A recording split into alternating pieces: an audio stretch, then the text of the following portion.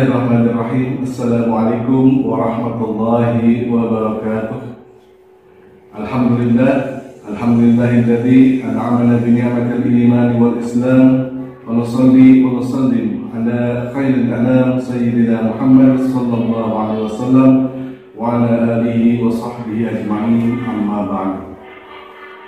Yang terhormat Bapak Kepala Madrasah, yang terhormat Dewan Guru MTS Al-Misbah, yang saya hormati Bapak Ibu, orang tua, wali murid, dan anak-anakku semua, siswa-siswi MTS Al-Misbah yang Bapak cintai. Pertama-tama, puji dan syukur kita panjatkan kepada Allah Azza wa Jalla atas limpahan rezeki dan nikmatnya. Pada kesempatan ini kita masih dapat menjalankan ibadah di sepertiga akhir bulan Ramadan. Selawat dan salam semoga tercurah limpah selalu kepada junjungan alam habibana wa nabiyana Muhammad sallallahu alaihi wasallam, kepada keluarganya, sahabatnya, dan pengikutnya hingga akhir zaman. Hadirin yang berbahagia, korelasi antara ilmu dan amal adalah sebuah keniscayaan, di mana ilmu yang tidak diamalkan ibarat pohon yang tidak berbuah. Al-ilmu bila amalin kasyajarin bila tamar. Sedangkan apabila amal tanpa ilmu itu akan sia-sia dan tertolak. Sebagaimana sabda Nabi Muhammad SAW, "Man amila amalan laisa alaihi amruna fahuwa raddun."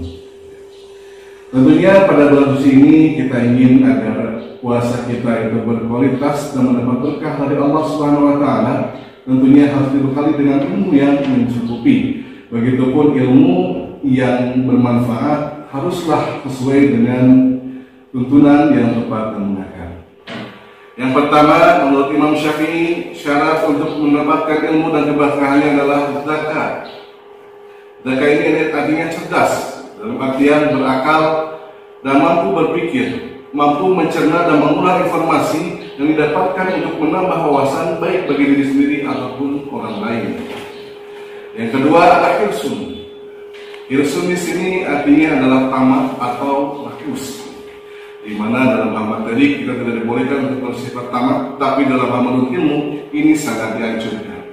Artinya kita akan selalu merasa kurang, akan selalu merasa haus, akan selalu merasa dahaga dengan ilmu yang kita miliki, sehingga berusaha untuk terus belajar, dan belajar, bertanya kepada ahlinya, ataupun dengan membaca kajian yang lainnya.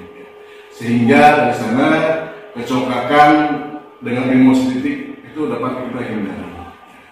Kemudian yang ketiga ada ijtihad. Artinya harus bersungguh-sungguh berjuang dalam belajar. Ya. Meski dalam bulan puasa, misalnya kita harus mengikuti PTS, kemudian mengikuti muhadharah, kemudian mentahfiz juz amma dan tahfiz hadis pilihan, itu kita tetap semangat dan sungguh-sungguh menjalaninya. Karena tidak sukses tanpa perjuangan atau kesungguhan. Ya. Sebuah kata modern menyebutkan "Mamadadat illa ba'da ta'ab", ngalapurah itu tina beri. Manjada wajada, siapa yang sungguh-sungguh pasti akan berhasil. Kemudian yang keempat, syarat menuntut ilmu atau syarat mendapatkan ilmu keberkahannya menurut Imam Syafi'i, yang keempat adalah dirham atau disebut juga buluh. Di sini adalah maksudnya ada uang, ada biaya, dan ada modal. Karena kita ketahui menuntut ilmu itu tidak hanya gratis, tapi membutuhkan biaya. Contoh, ya, Anda semua MTS Al-Misbah itu pertama kali membayar seragam sekolah, ya, kemudian membeli tas, membeli sepatunya, membeli pensil, alat tulis, sebagainya, ya. Kemudian di akhir nanti kelas 9 ada biaya kegiatan akhir tahun untuk kelas 9. Itu semuanya membutuhkan biaya. Untuk itu wajar. Yang namanya belajar untuk ilmu adalah sesuatu yang mahal. Tapi selaras juga dengan orang yang berilmu atau orang alim, itu derajatnya lebih tinggi, ya, yang tidak dapat dimaterikan atau tidak dapat diuangkan. Ya. Sebagaimana firman Allah Subhanahu wa taala dalam surat Al-Mujadalah ayat 11, yarfa'illahu alladziina aamanu minkum walladziina utul ilma darajat. Allah meninggikan orang-orang yang beriman dan berilmu di antara kamu beberapa derajat. Derajat inilah yang tidak bisa dikeluarkan, yang tidak bisa dimaterikan oleh kita. Yang kelima ada syaratnya, yaitu suhbatul ustaz, dekat dengan ustaz. Ya, kita tahu bahwa ada pepatah mengatakan berteman dengan tukang minyak wangi maka badanmu akan ikut wangi juga. Ya, begitupun kita berteman atau sering berkumpul, sering bertanya dengan ahli ilmu, terutama guru di sini, akan mendapatkan apa yang disebut dengan keberkahan dari ilmu. Ya. Contohnya bagaimana? Apakah kita harus bertanya guru? Oh tidak. Cukup dengan melaksanakan apa yang ditugaskan oleh guru, mendengarkan penjelasan di kelas. Nah itu akan membuat guru itu senang. Ya. Sehingga muncullah ridho dalam hatinya, kemudian mendoakan Anda semua. Dari sanalah keberkahan ilmu akan datang. Syarat yang keenam, syarat yang terakhir dari menuntut ilmu adalah tulus zaman, artinya waktunya lama, long life education.